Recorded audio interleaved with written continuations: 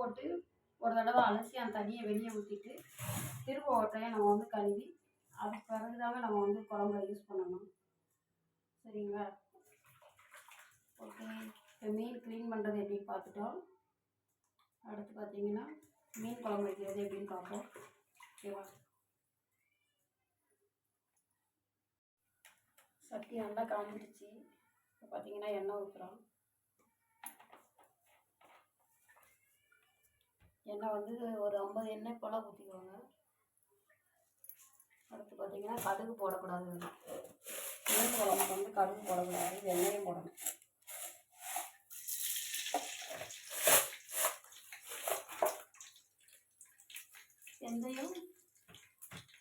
வெந்தயம் வந்து லேசாக செவந்த பிறகு நம்ம வந்து வெங்காயம், சின்ன வெங்காயத்தை வந்து நம்ம பொடிச்சு பொடிச்சா கட் பண்ணி எடுத்துக்கோங்க. 2 கட் பண்ணி வச்சு போடுங்க.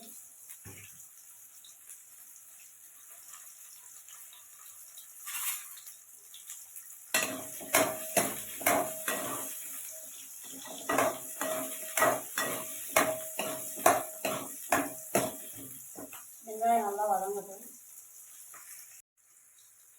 வெங்காயம் வந்து நல்லா வதங்கிடுச்சுங்க.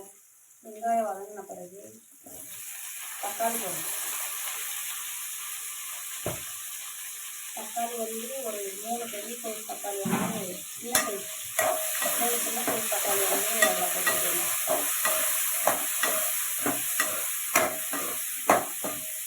தக்காளி போட்டு கொஞ்சம் உப்பு போட்டிங்கன்னா வேகமாக வந்து தக்காளி வந்துடும். இப்போ வர தக்காளிலாம் நல்லா கல் மாதிரி இருந்துச்சு.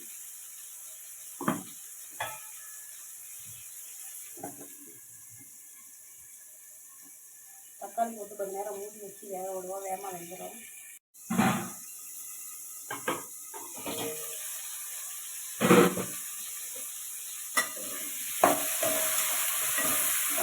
நம்ம மூடி போட்டு வேக வச்சோம்னா அது வேகமாகவே வெந்துடும். அதுதான் இப்படி மூடி போடுறோம். புளி வந்து பாருங்கள், ஒரு எலுமிச்சை அளவு சேர்த்துட்டு தாங்க, ஒரு சின்ன எலுமிச்சை அளவுக்கு தாங்க நான் எடுத்து ஊற வச்சுருக்கேன். இதே அளவுக்கு ஊற வச்சுக்கோங்க நீங்கள்.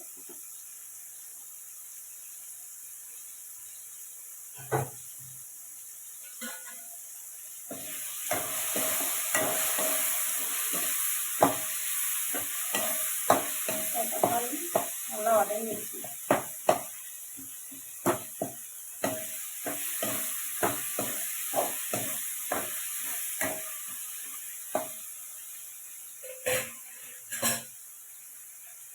நான் வந்து வீட்டில் மசாலா அரைச்சி வைக்கலைங்க, கடை மசாலா பொடி தான். நான் வந்து கடையில் வாங்கினா திருப்பதி மசாலா பொடி தாங்க போடுறேன். இது போட்டு குழம்பு வச்சாலே எனக்கு உடம்பு நல்லா தாங்க இருக்கும்.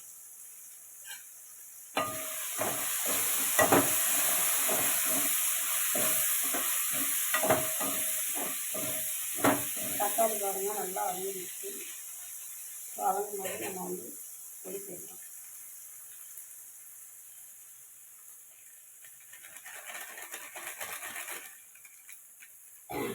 திருப்பதி மசாலா மீன் குழம்பு பொடி. ஓகேவா?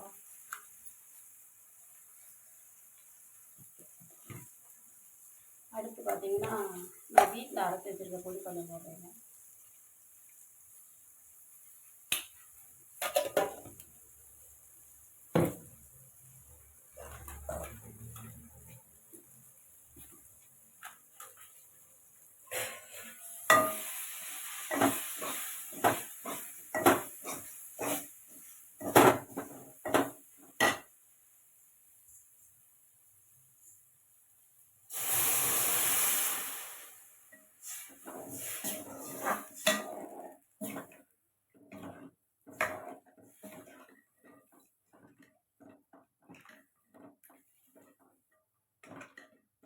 ஒரு சொம்பு போல் தண்ணி ஊற்றிக்கோங்க.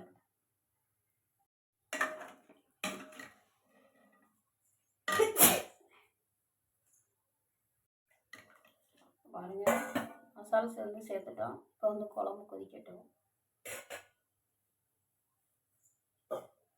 குழம்பு கொதிக்கவும் மீன் போடலாம். குழம்பு நல்லா கொதிக்கட்டும். ஒரு 5 நிமிஷம் மூடி வைப்போம். வேகமாக கொதிச்சிடும்.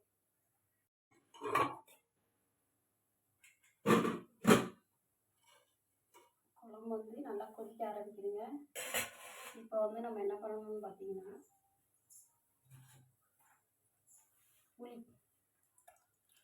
புளியை கரைச்சி ஊற்றணுங்க. மீனை வந்து முதல் தடவை வந்து நல்லா உப்பு போட்டு கழுவிடுங்க. அடுத்து சும்மா பச்சை தண்ணியில் கழுவி அப்படியே குழம்புல போடுங்க, நல்லாயிருக்கும். அது ரொம்பலாம் தண்ணி ஊற்றி கழுவுனா அதில் உள்ள சத்தெல்லாம் போயிடும். அதனால் ஒரு டைம் உப்பு போட்டு கழுவுங்க, ஒரு டைம் பார்த்திங்கன்னா பச்சை தண்ணியில் கழுவிக்கோங்க. சரிங்களா? இந்த நல்லா கொதிக்குதுங்க குழம்பு. இப்போ பார்த்திங்கன்னா நம்ம என்ன செய்யணும்னா புளிக்கரைசல் போடுங்க.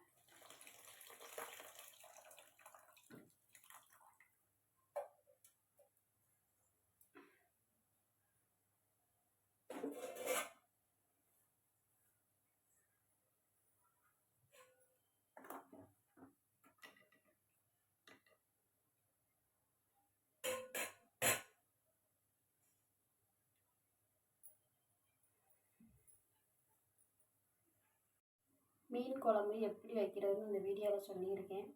பாருங்கள், பார்த்து நீங்களும் கண்டிப்பாக ட்ரை பண்ணுங்கள். நம்ம வந்து இந்த புளி ஊற்றின பிறகு நல்லா கொதிக்குதுல்ல. இப்போ பார்த்தீங்கன்னா தேங்காய்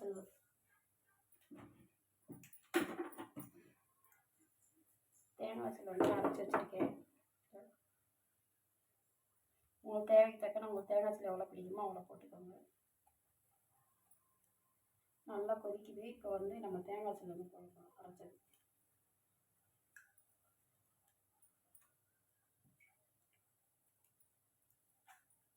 இப்படி தாங்க நான் வந்து எங்கள் மீன் கடையில் மீன் எடுத்துகிட்டு வந்து இப்படி தாங்க நான் வாரம் குழம்பு வைப்பேன். மசால் பொடி அரைச்சி செஞ்சு வச்சோம்னா நல்லா தான் இருக்கும். ஆனால் எனக்கு அதுக்கெல்லாம் டைம் இருக்காது. ஞாயிற்றுக்கிழமை நாங்கள் வர்றதுக்கே 12 மணி 1 மணி ஆகிடும். அதனால் அவசரமாக செய்யும்போது இப்படி தாங்க செய்வேன்.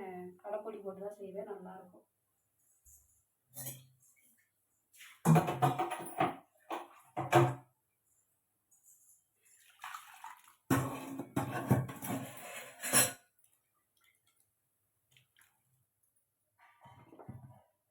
மிக்ஸி ஜாரை கழுவி கொஞ்சம் தண்ணி ஊற்றி வச்சு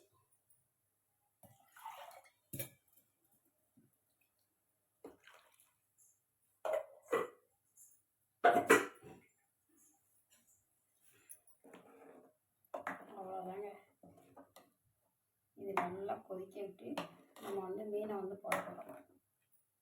சரிங்களா? இந்த மாதிரி வச்சு பாருங்கள், ரொம்பவே நல்லாயிருக்கும்.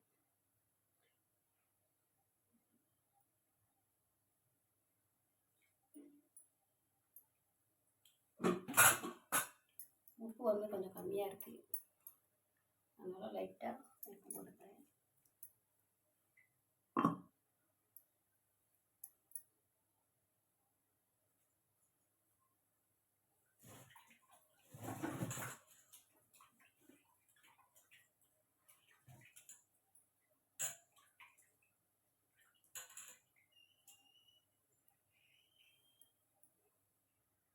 குழம்பு வந்து பாருங்கள், இப்படி நல்லா கலகலன்னு கொதிக்குது.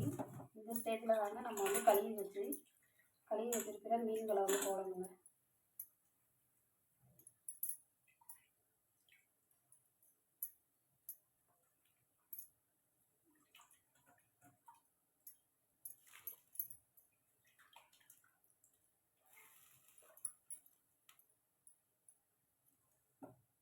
அவ்வளோதாங்க மீன் குழம்பு. நீங்கள் இந்த மாதிரி ட்ரை பண்ணுங்கள், சூப்பராக வரும். ஓகே, பாய். என் வீடியோ பிடிச்சிருந்தால் லைக் போடுங்க ஃப்ரெண்ட்ஸ், சப்ஸ்கிரைப் பண்ணிக்கோங்க. ஏதாச்சும் தப்பு இருந்தால் சொல்லுங்கள். ஓகே, பாய்.